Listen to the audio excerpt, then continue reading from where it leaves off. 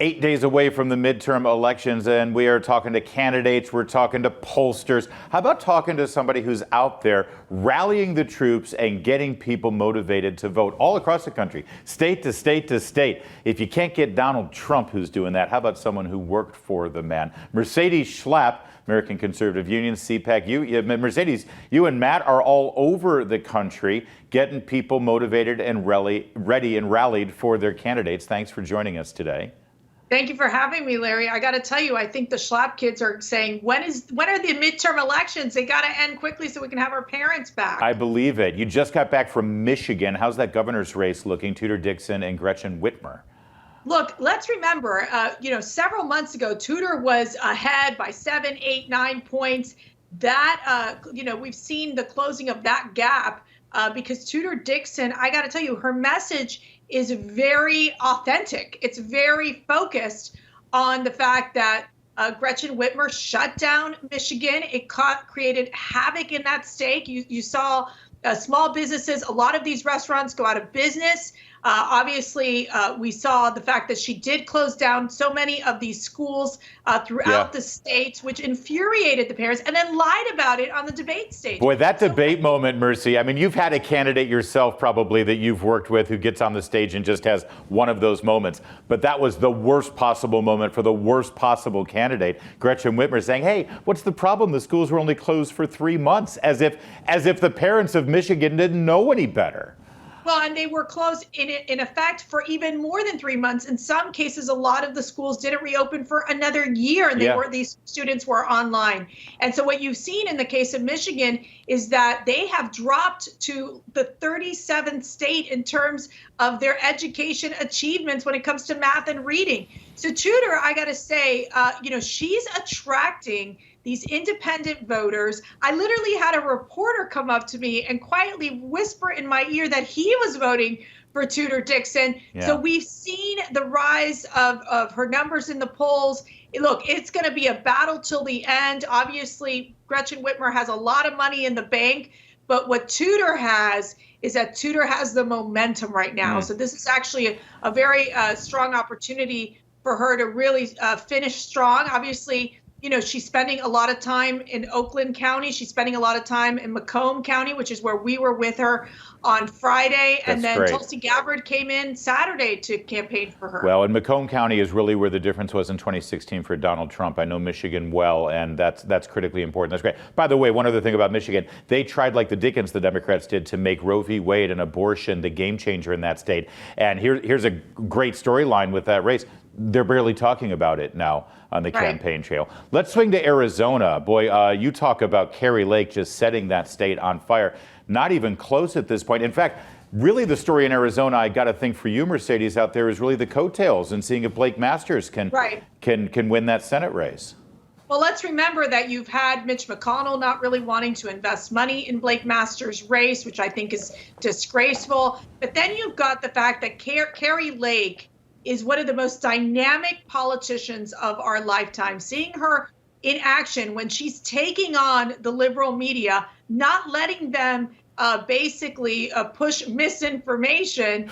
And she has these great one-liners. And I think that fighting spirit really has resonated with the people of Arizona. And then Katie Hobbs, quite frankly, such a weak Democrat candidate. She's afraid of debating Kari Lake because she knows she'd get plummeted. So I think for her, it's been one of those moments where Kari Lake, I think because she's playing on offense, because she's hitting all the right issues, which is that of saying, look, day one, we're going to declare an invasion at our border. Yeah. We're going to stop, illegal immigrants and drug cartels and human traffickers from coming through our border. That's resonating. She's talking about what she's going to do to deal with the homelessness plan. She's even tackling election integrity. And then the economy remains a big issue in Arizona, as they do in all these other states. But Mercy, you talk about the immigration issue, and I got to tell you, we've been talking so much on this program over the last several weeks about the shift with regard to the Latino vote in this country. And I know you headed up Latino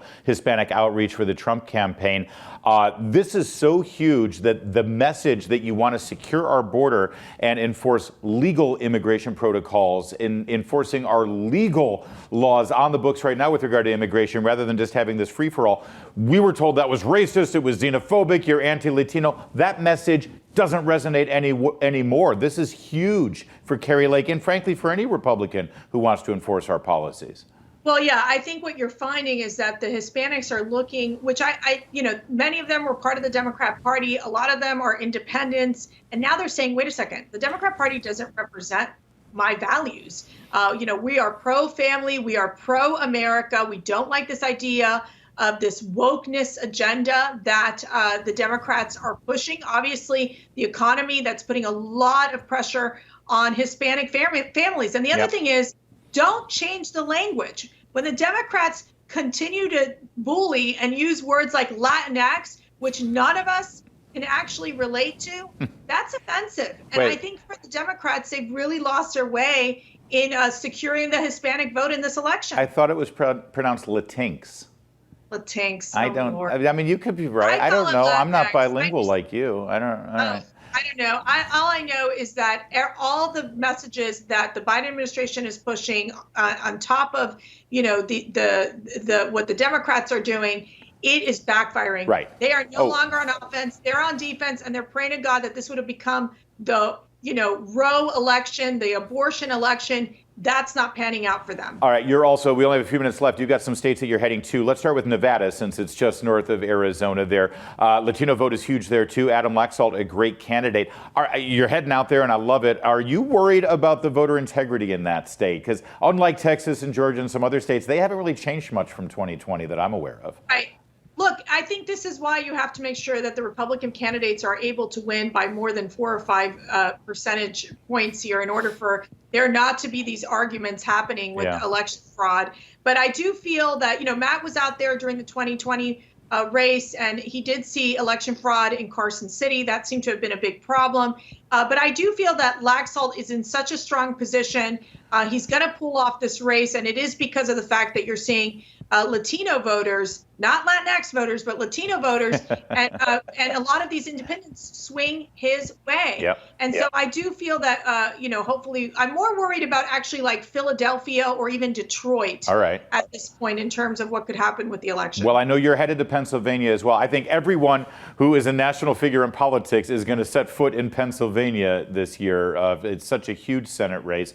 What's your take on it right now? Because it seems to me Fetterman's one thing, but you have to vote for somebody. And I think Mehmet Oz has really come into his own over the last couple of weeks.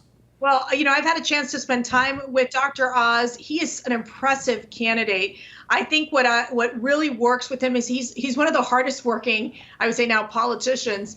He really is determined to win over, the independent voters, in addition to even those conservative Republicans that were questioning whether Oz would be a conservative. And I think Oz has made it very clear. He says, I want to go to the Senate to solve problems.